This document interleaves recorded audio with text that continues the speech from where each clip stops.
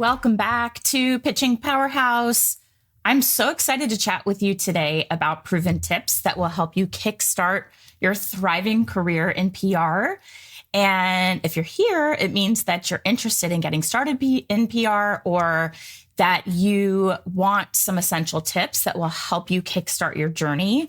And I know it always helps to hear if you're on the right track. So if you've been working in this industry for a while and you kind of just want to hear, are there any things that I should know about to help incorporate in my business and grow it?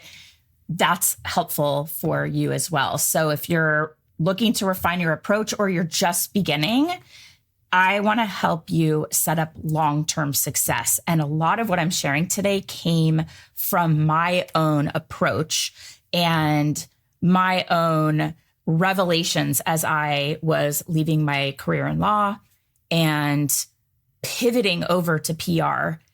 And I didn't have a huge strategy. I didn't have it all figured out. And a lot of this was trial and error. And so I'm here to save you time. I'm your PR pal, your business bestie, and we're going to grow profitable businesses together, businesses that we love, that will love long term. So on that note, the first tip I have for you is to niche down. This means not only niching down in who you serve, but also how you serve them. So I know it's extremely overwhelming how broad the field of PR can be, and it seems like it's evolving all the time, and more services are falling under that PR umbrella. So if it feels overwhelming, you are definitely not alone. But I will say one of the most important and will become one of the most profitable steps that you can take when you are starting out, or even if you're moving along in your business and you're like, I'm not as profitable as I want to be, it is to niche down. I promise you on this, trust me, when I realized that I had stumbled into a niche that I really loved and had very good results in starting out in the baby and kids space, representing brands with baby and kids products. When I leaned into that, when I leveraged my case studies, the results we got for clients, some of the testimonials and things, the contacts that we had, we were able to, I'm not kidding you, triple our rates pretty much overnight. It is so important because you become the expert in that niche, in that particular area, and it makes you the go-to authority. It makes it easier for you to market yourself, to attract bigger clients with bigger retainers. Because if you think about it, would you rather be a generalist who kind of dabbles in everything and you are just almost grazing the surface because you can't go deep on every single type of niche that you may have opportunities in? And I know it's extremely tempting especially when you're first starting out, where you think, well, they have money and I provide this service, so I'm going to let them pay me to provide this service. But it's all stepping stones on a path toward deep subject matter expertise, bigger opportunities, really drawing in the kind of clients, if you think about it, that have the budgets to work with the best of the best. And that should be you. And that's what happens when you become a specialist who delivers top-notch results and you have the contacts to just fast track reaching out to the media, and you have the contacts that will take your emails, take your call, respond to your emails and take your calls. So how do you niche down? These are a couple ways, right? You can focus on the industry. So that could be tech or healthcare, it could be lifestyle brands, beauty, the beauty industry, which is my other niche, love. It's my favorite. Or the entertainment industry, or thought leadership, books, authors. There are so many different kinds of niches.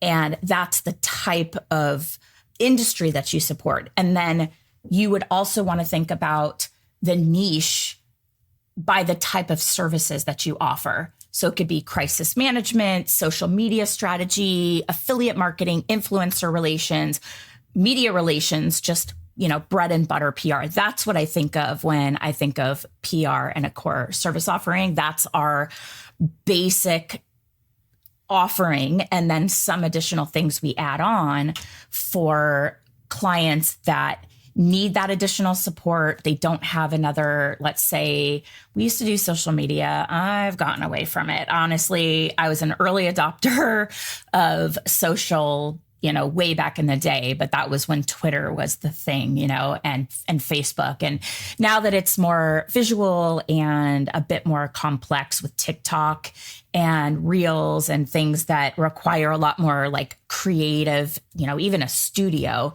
it's a lot of work.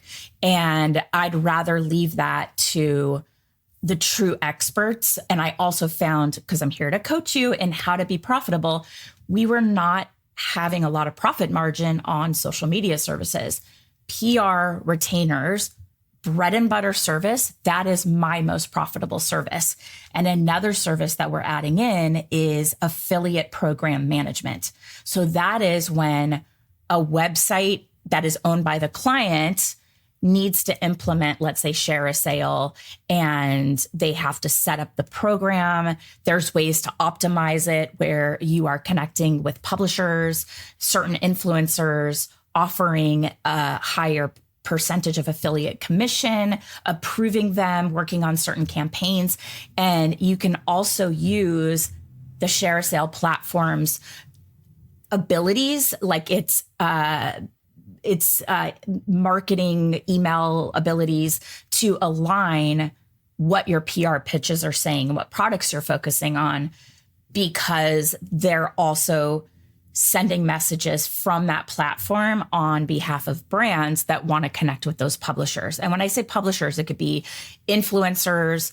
But for me, I'm thinking more like heritage publications, connecting with, Cosmo.com, Allure, In Style, all those publications that are leveraging affiliate marketing to make revenue when advertising's dwindling, or partnering with our media contacts to give them opportunities to earn revenue through our clients' products.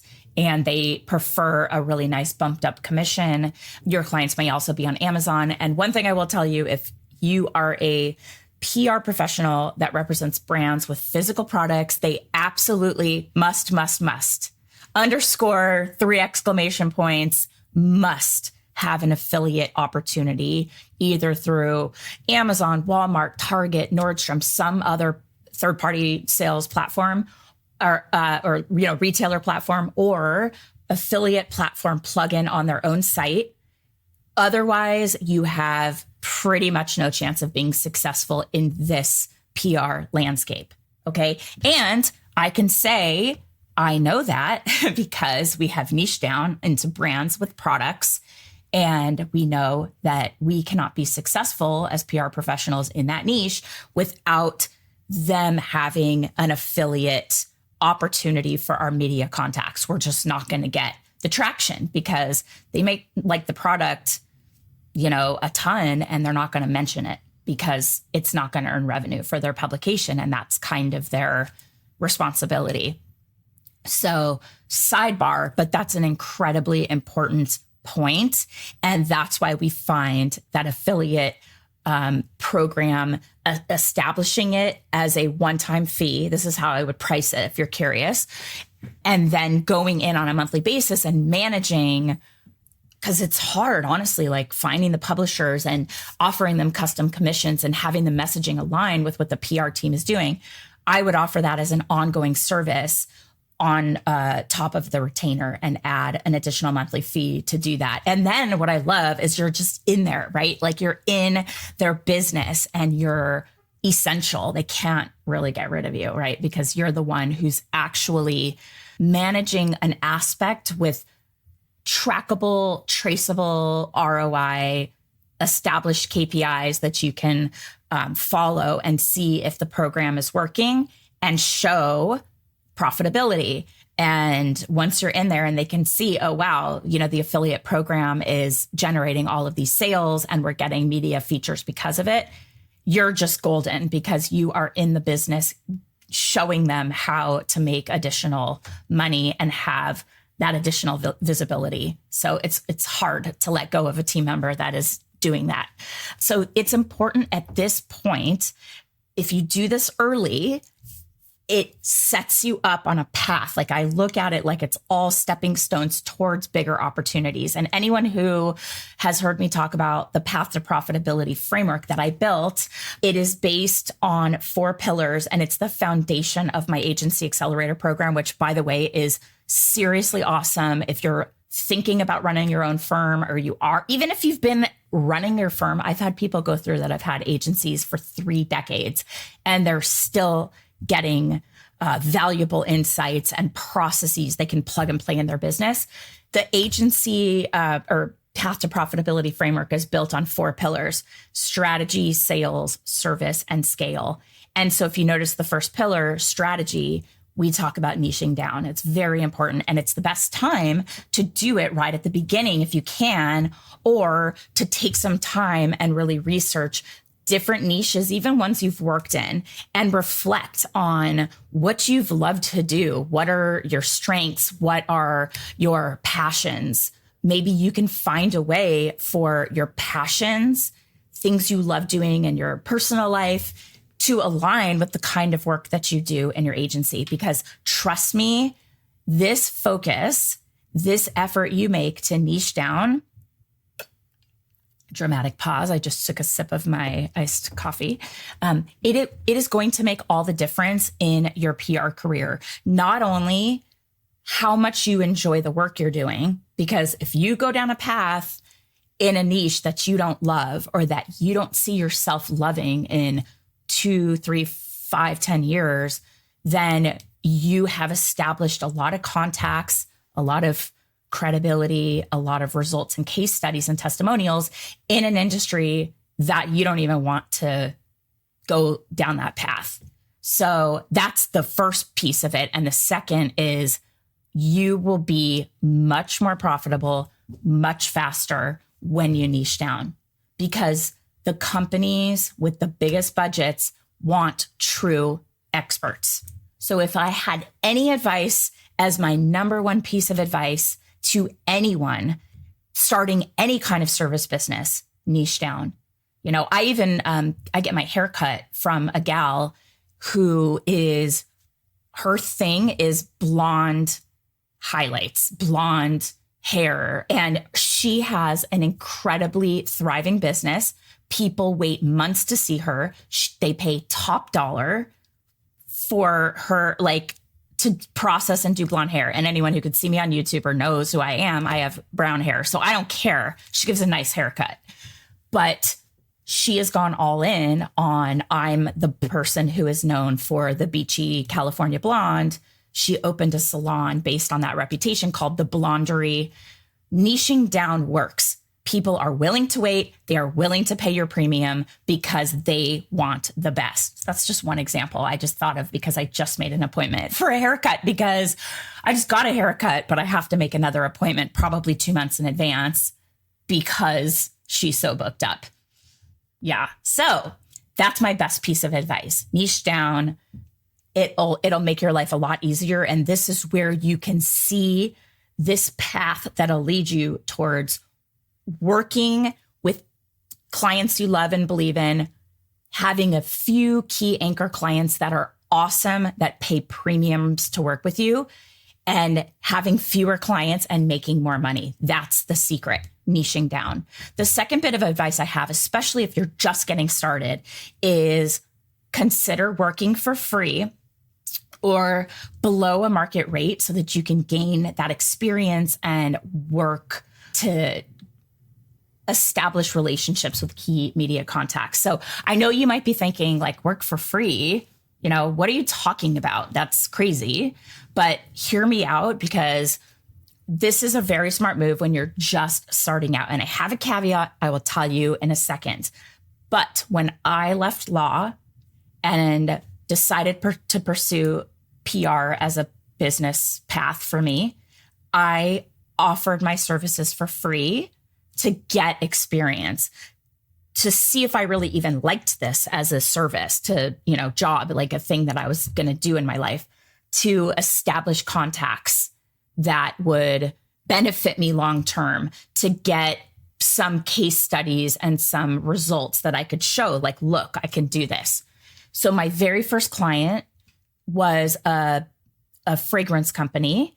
And I have a whole backstory, probably heard that on the last episode or 2 episodes ago. But I offered to work for free just because I wanted to help this company. And that's how I discovered PR in the first place. But she was willing to give me a chance to, what does she have to lose other than a couple samples that she sent me? Maybe I'm a, stranger on the internet and I just want free products. That's happened too. People are crazy.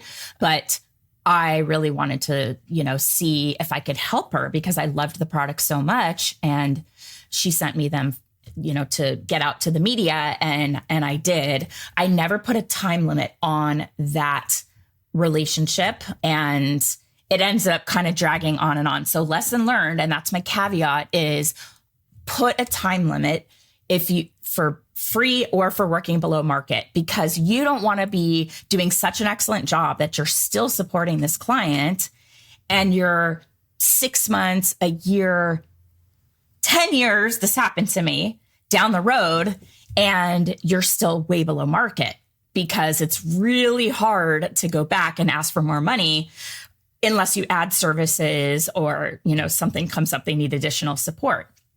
You just, creep up a little bit, but you need to put a time limit and say, I can support you for free for 3 months because I am looking to get experience. But what you're going to see in that time period is I'm a hustler. I'm out there making inroads. We're making contacts, like things are, going really well. And you won't see in 3 months a ton of results coming in, maybe some digital features, but you will see my work ethic, my passion for your brand, my creativity, all of the things that would set you up for long-term success. And so once they see momentum being built and it's all like cumulative and collecting more and more momentum, generating more and more momentum, then you'll reevaluate and come in for, let's say, another 3 months for like a significantly reduced rate. And then once results start coming in, the client's budget's growing and your results are growing, then you'll reevaluate and come to a more at-market retainer. But in the meantime,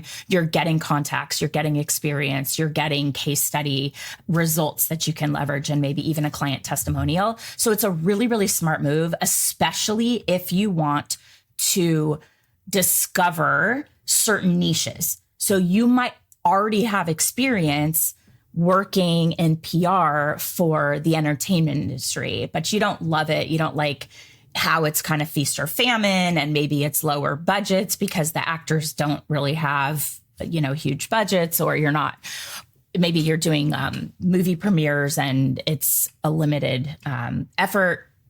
After the movie premieres, your work is kind of done. You want something more consistent. So you want to try out another niche. You want to get into apparel or jewelry, fine jewelry or whatever.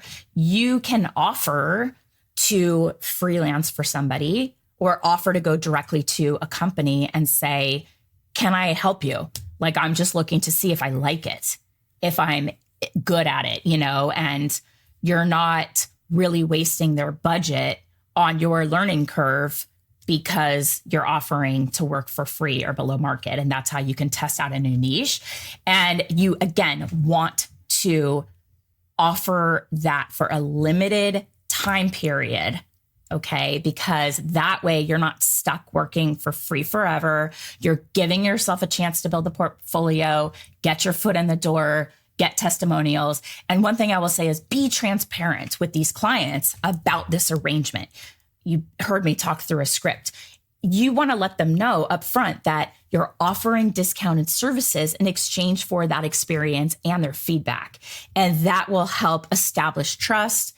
It'll show a strong work ethic and, are able to have an open conversation about what you're experiencing with them. And it's kind of a win-win for everyone. And I give you an example. I've seen PR pros who started this way. They quickly landed paying clients through those referrals, or because the initial client loved working with them so much that they decided to keep them on board. And that's how I did it too, right? So it's a strategy that works, but you have to approach it the right way, and don't get yourself stuck in a never-ending cycle of free work because you didn't have that conversation up front about what the time limit is. And the final tip I have for you is deciding between freelancing, starting your own agency, working at a company first and then starting your own, or being a freelancer. So I'm just going to tackle, if you work at a company, you're making either an hourly rate or you're making a salary. That's up to them to decide. Maybe they'll give you the opportunity to tell them what your rate is or how much you want to make. People who freelance for me, we typically will ask them what their rate is. And then we will, if there's a lot of work available, we'll try to come up rather than an hourly rate with like a flat rate so that it's more predictable for us. And if we're giving them consistent work, then we'll try to get the rate a bit lower because it's not so like off and on, like I'm going to offer you a flat rate every single month. And given that I'm dealing with, the collections, the billing, the invoicing, client services, you just get to pitch, you just get to do your thing.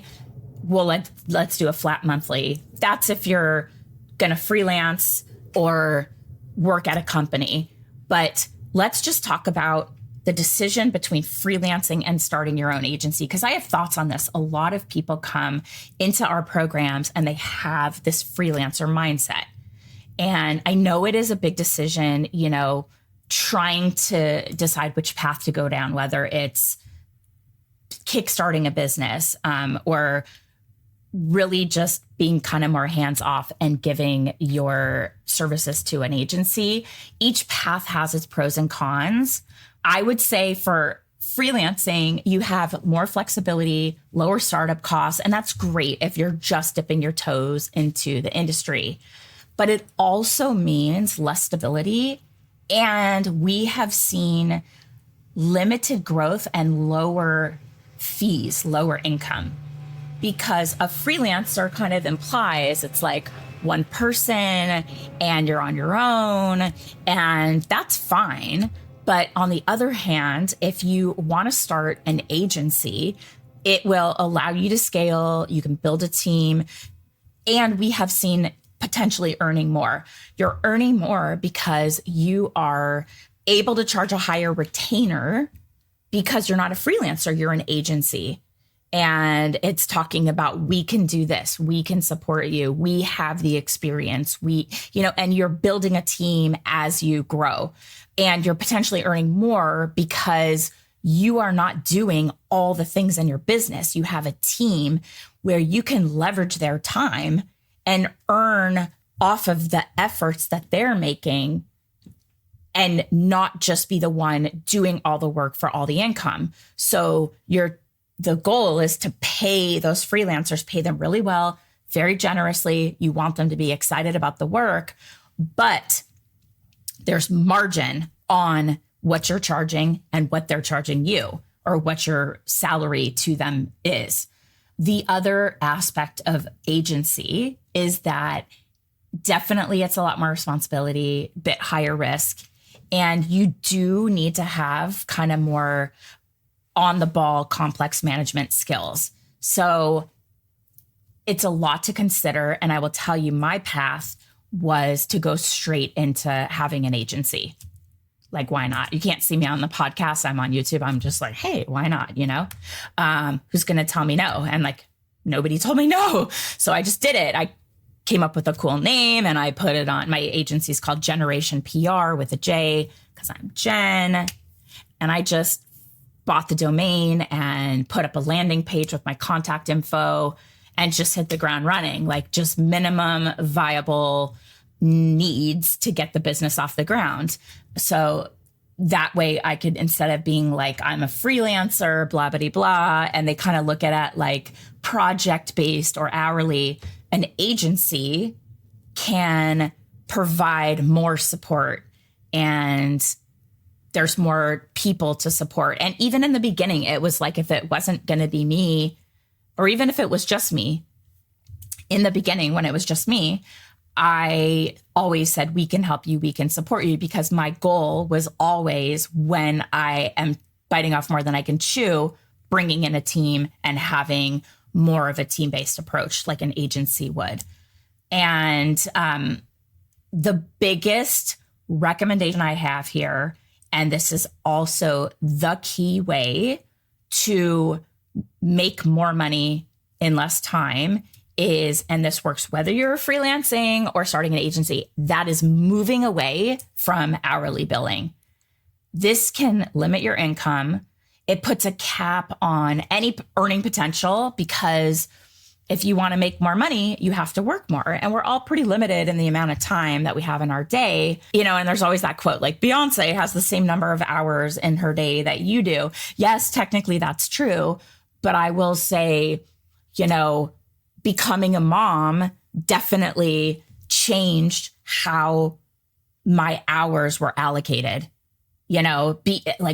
Having responsibilities around the house and, getting groceries and cooking and doing all the things. It changed, so it depends what aspect of your life you're in, what level of stage your kids are in. Baby stage is challenging, but we talk a lot about how to thrive. And the agency model is so excellent for new parents.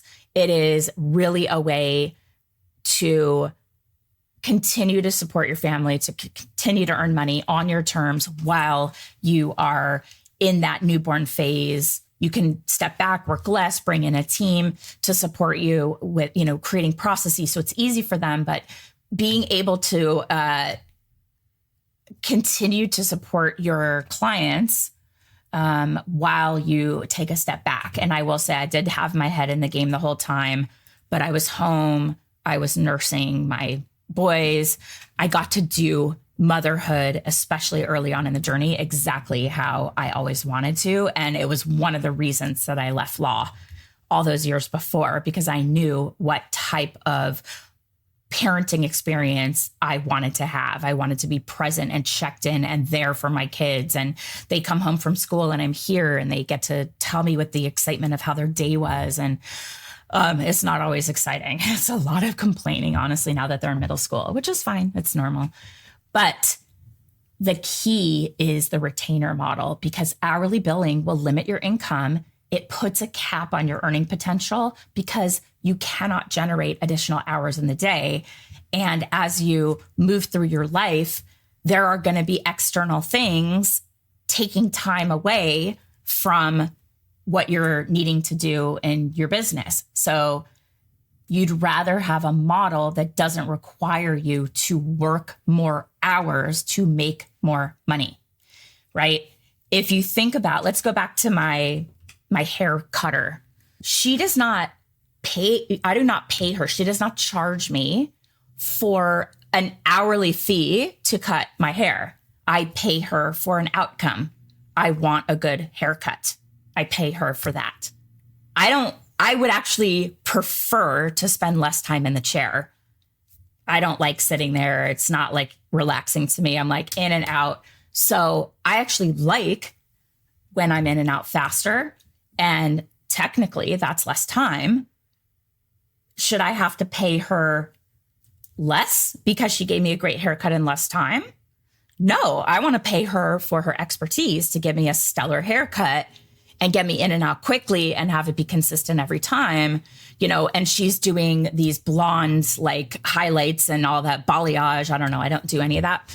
Literally at my house, I just slap hair dye on my head and wait an hour and then get in the shower. And when you have brown hair, it sort of works. All I'm trying to do is just cover the roots. We're at that point of our hair journey, but people will sit there for hours when they do these blonde situations, right? They have to take the darkness out and then add back the right shade and the right tone and all of that. And it does take longer, but she can have multiple people going at different stages and sitting in different chairs and kind of optimize there. But again, they are paying for an outcome. They are not saying, you'll give me blonde hair and I'll pay you $50 an hour.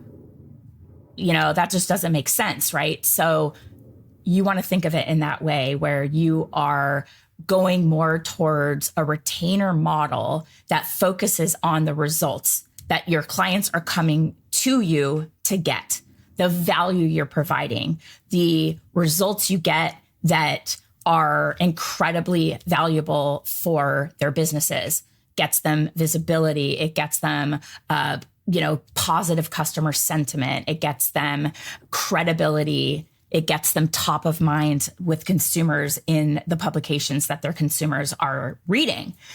And that's worth having a fee that is not dictated by hourly work.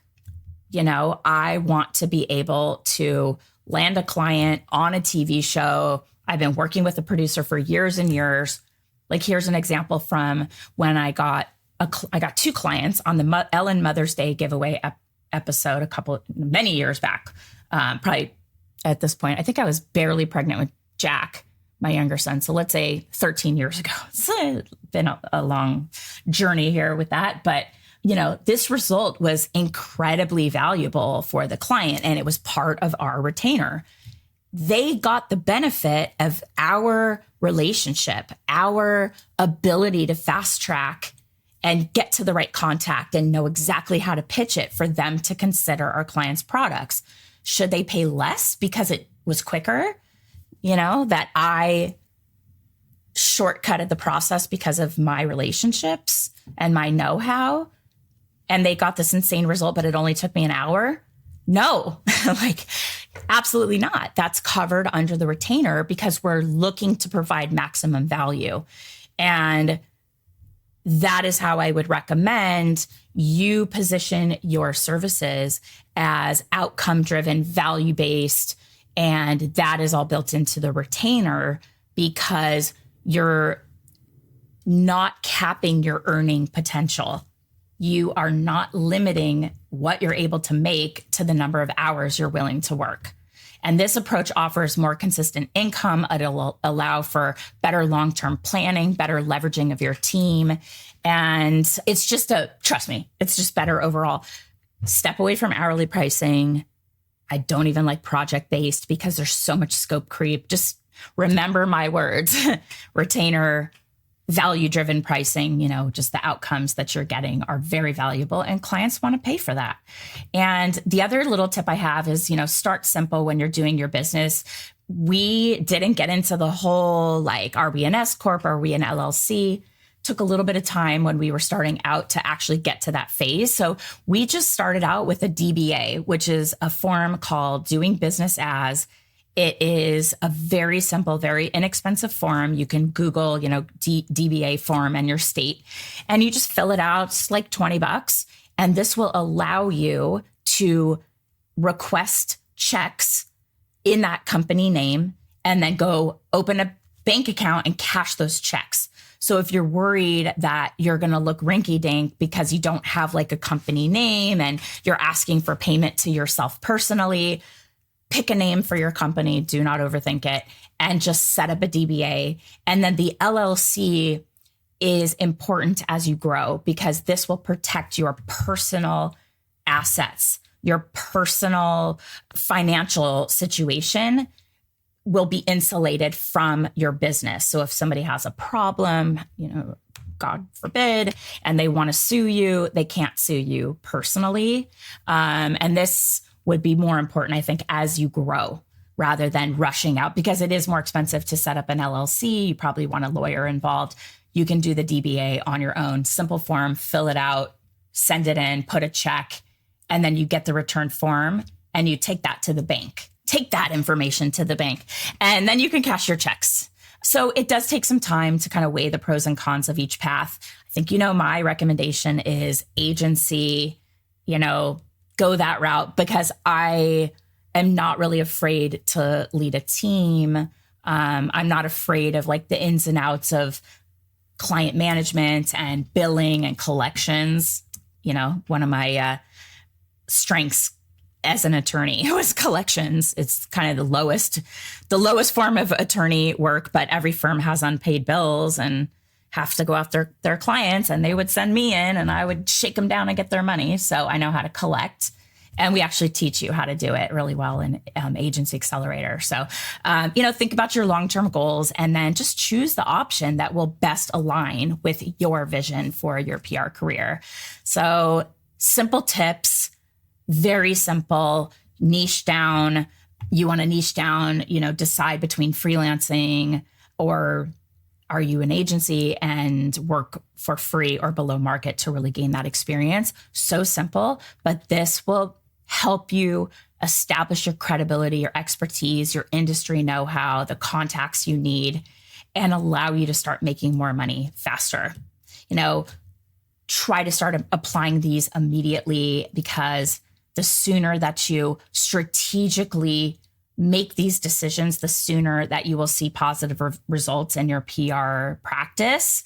And I wanted to also mention a special resource that can really help you take these steps even further.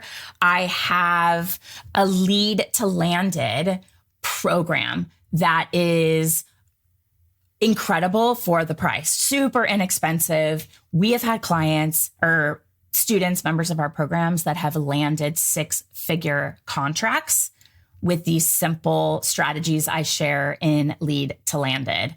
And it is packed with strategies to help you land dream clients, build a profitable PR agency on your terms, doing what you love with companies you believe in, with entrepreneurs that you're invested in personally.